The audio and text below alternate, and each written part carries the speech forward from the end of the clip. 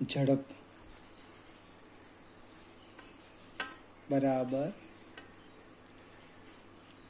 અંતર ભાગ્યા સમય. હવે CGS એકમ લખીએ. પહેલાં SI એકમ લખીએ. SI એકમ તો કે અંશમાં અંતર છે તો અંતરનો SI એકમ મીટર, એટલે અહીંયા લખો મીટર. છેદમાં સમયનો એકમ SI પદ્ધતિમાં સેકન્ડ. સેમ CGS એકમ. અંતર CGSમાં સેન્ટીમીટરમાં વપાય, એટલે અહીંયા લખવાનું સેન્ટીમીટર. છેદમાં સમય સેકન્ડ. હવે પારિમાણિક સૂત્ર લખવાના તો એને કાઉન્સમાં લખવાનું. આ રીતના આમ લખવું. ઝડપની સંજ્ઞા V, એટલે ઝડપનું પારિમાણિક સૂત્ર. કોઈ પણ એક એકમ લેવાનો, SI લેવું કે CGS લેવું. ધારો કે હું SI લેમ તો અંશમાં મીટર છે. હા, મીટર છે. મીટર કઈ ભૌતિક રાશિનો એકમ? અંતર.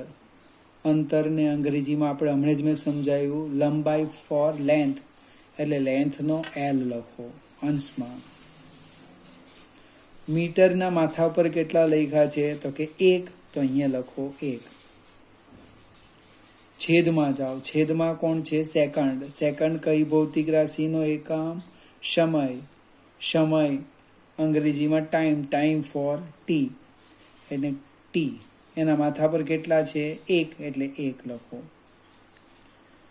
હવે આને ગણિતમાં આમ પણ લખાય જો L1 T-1. હવે કેટલાક મિત્ર પારિમાણિક સૂત્ર MLTના સ્વરૂપમાં લખે.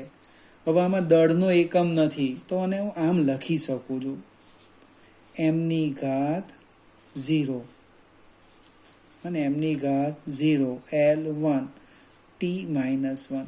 આ સમીકરણમાં કોઈ જ ફેર નથી. કોઈ પણની ઘાત 0 એટલે 1 થઈ જાય. એટલે આને આપણે નામ આપવાના. શું આપવાના? ઝડપનું પારિમાણિક સૂત્ર. પરીક્ષામાં પૂછેલું છે ભાઈ, ઝડપનું પારિમાણિક સૂત્ર કયું? તો કે m0 L1 T-1. પ્રશ્નો મારો કયો છે? એને યાદ રાખવાનું નથી કે કેવી રીતે m0 આવે. L⁻1 તમને કોણે લખવા કીધી? T-1 કેવી રીતે આવે એને માત્ર સમજી લો એકવાર. અને ઝડપ એટલે અંતર ભાગ્યા સમય. એકમ સમયમાં કાપેલું અંતર. એનો SI એકમ, CGS એકમ, કોઈ પણ એક જ એકમ લખવાનો. આ તો પ્રેક્ટિસ થાય એટલે મેં લખ્યા છે. અને પછી 3 ભૌતિક રાશિ મેં સમજાવી. દળ, માસ ફોર m, અંતર, લેન્થ ફોર L, સેકન્ડ, સમય, ટાઈમ ફોર T. એ સંજ્ઞાનો ઉપયોગ કર્યો છે.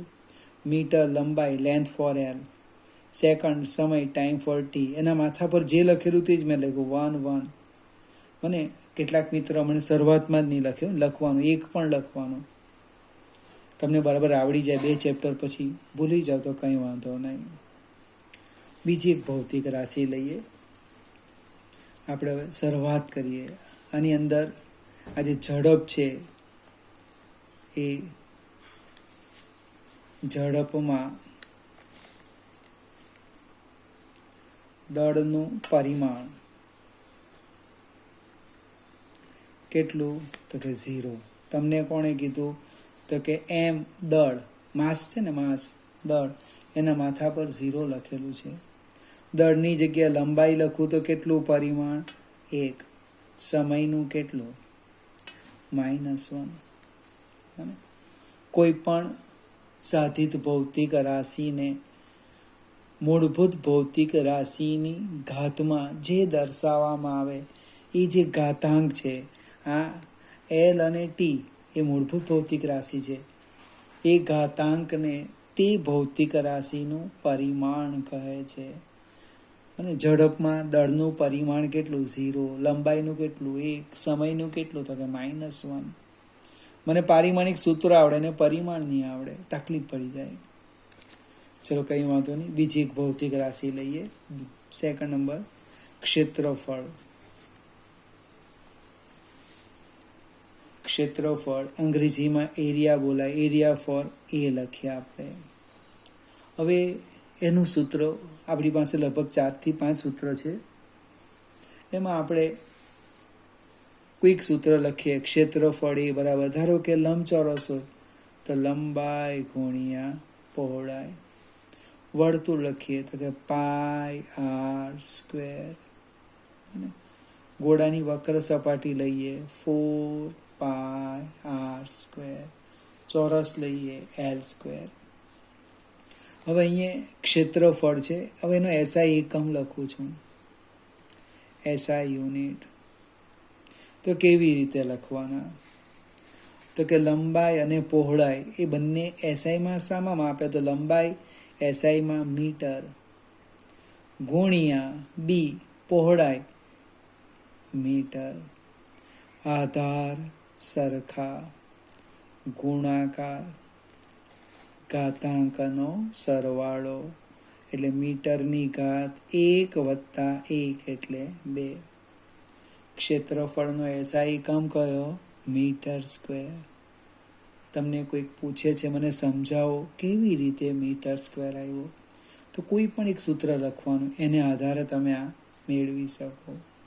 તરત જ CGS લખો, CGS યુનિટ. મીટરની જગ્યાએ શું લખવાનું? સેન્ટીમીટર². એનું પારિમાણિક સૂત્ર લખેજો. ક્ષેત્રફળ અને તો મીટર એટલે કોનો એકમ? લંબાઈનો. સેન્ટીમીટર કોનો એકમ? લંબાઈનો. લંબાઈ એટલે લેન્થ ફોર એલ. હવે એના માથા પર જો કેટલા લખેલા છે? 2 લખ્યા છે, તો અહીંયા આપણે લખવાના 2. આ ક્ષેત્રફળનું પારિમાણિક સૂત્ર થયું. પણ આપણે MLTના સ્વરૂપમાં લખવું હોય તો આમ લખવાનું, જો m0 l2 t0. અને ક્ષેત્રફળમાં દળનું પરિમાણ કેટલું? 0. લંબાઈનું કેટલું? 2. સમયનું કેટલું? 0. હજુ એક આગળ જઈએ, નવી ભૌતિક રાશિ જોઈએ આજે. કદ.